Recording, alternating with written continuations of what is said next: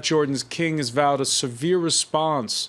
This after Islamic State militants put out a video purporting to show the burning alive of a Air Force pilot, an F-16 Air Force pilot who was shot down over Syria on December the 24th. King Abdallah cutting short a trip to the United States to return home. He spoke to the press before boarding. Sajida al-Rishawi's final transfer. A convicted al-Qaeda bomber, the 44-year-old Iraqi woman was executed at dawn on Wednesday, along with another prisoner, Ziad Khalaf Karbuli. These were the first of several executions in retaliation for the killing of Jordanian pilot Muat al-Kasasbeh. Relatives of al-Kasasbeh gathered in solidarity and sadness as the Jordanian government confirmed the pilot's death after a video reportedly showed him being burned alive by Islamic State militants. 26-year-old Kasasbeh was captured by the Islamic State group when his jet crashed in northern Syria in December. The Jordanian government said last weekend that it would be willing to swap Sajida al-Rishawi for the captive pilot, but demanded proof that he was still alive. Pressure mounted as the militants released videos showing the beheading of 2 Japanese hostages. But it now appears that any negotiations would have been in vain. The Jordanian armed forces claimed that the video, which shows a man in a cage being set on fire, was actually filmed at the beginning of January. This criminal gang was determined to put a tragic end to his life.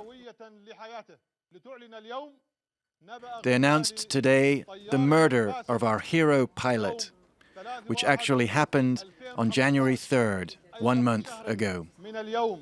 Jordanian officials said they would avenge Kasasbeh's death, and Wednesday's executions could very well be the first of many. Whether or not that happened on January the 3rd, it's raising many questions. With us, he's a former State Department official, once upon a time posted to Jordan, William Jordan. Thank you for being with us. William, first of all, why? The question everyone's asking is, what is the objective when you show a video of somebody being burned alive? Well, I tend to agree with the interpretation that this was frightful as it seems to us, meant to be a symbolic representation of what those people on the receiving end of Allied bombing are suffering when the bombs fall. And so I think that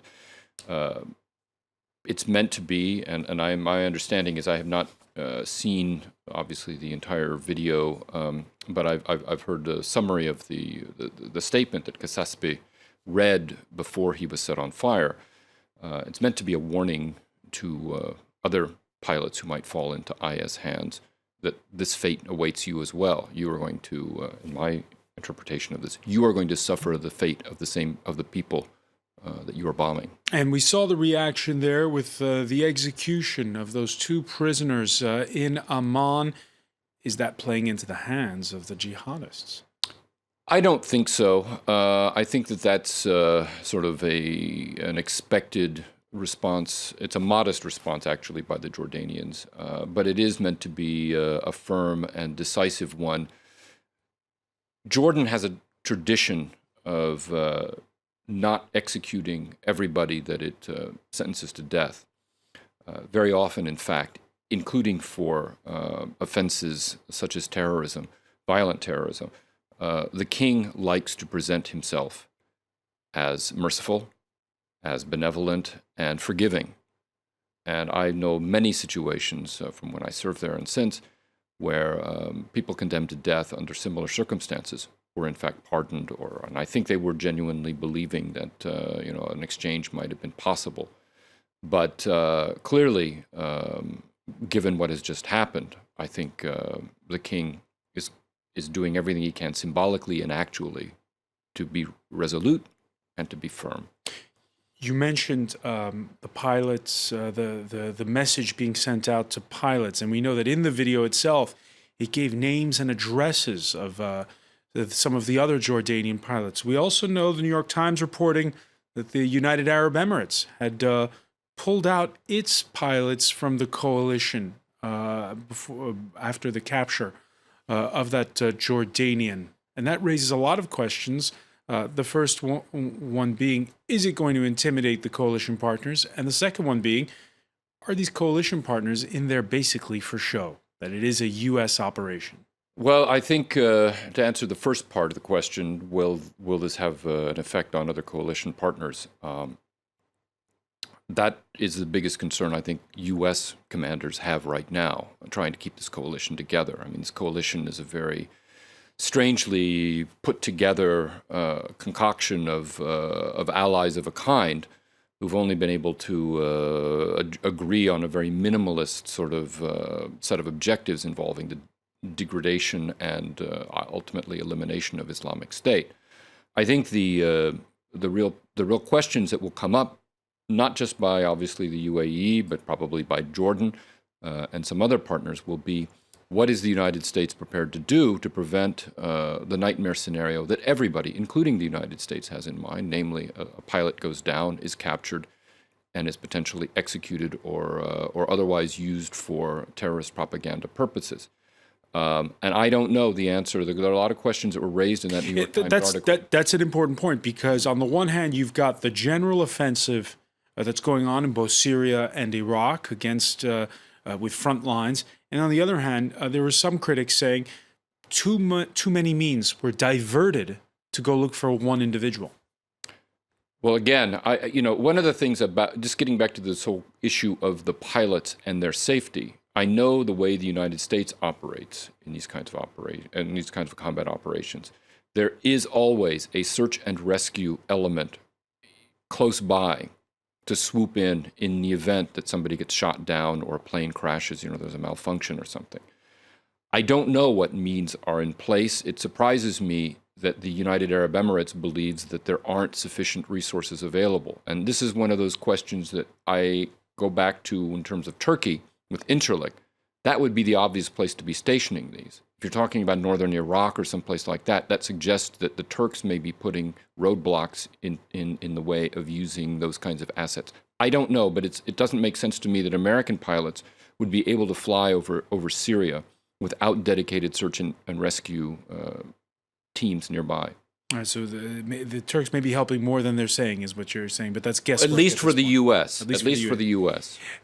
In Jordan itself, Islamist MPs who were skeptical up to now and had been saying this is not our war, we shouldn't be involved, ever since the events of yesterday, of 24 hours ago, they're now rallying behind the king. That national unity, is it going to hold?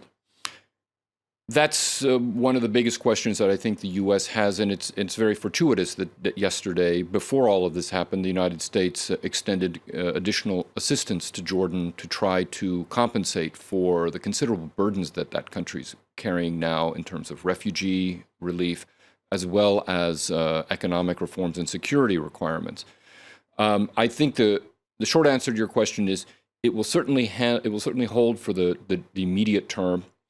But Jordan is a very divided country on a lot of different fault lines. Its association with the United States is always controversial. These military operations going on are not easy for a lot of Jordanians to take on. And I'm talking particularly about East Banker Jordanians. And these are the people who have to be the bedrock for the monarchy. But it's at times like this that a lot of Jordanians in the East Bank question the monarchy, its origins, and the historical reality that it's not Jordanian.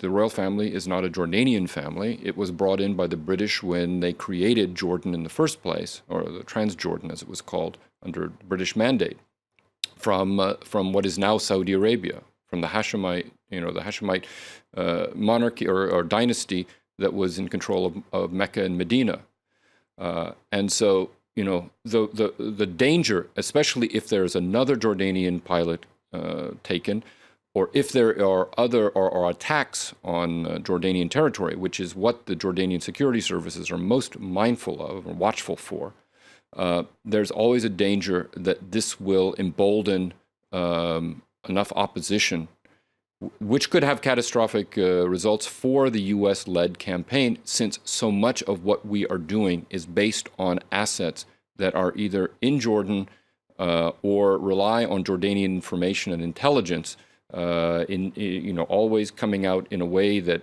we don't prefer in the U.S. government to advertise on a regular basis. All right, Jordan, a small kingdom that we don't often talk about, but that is in a crucial location. William Jordan, I want to thank you for joining us. Pleasure. Thank you for being with us.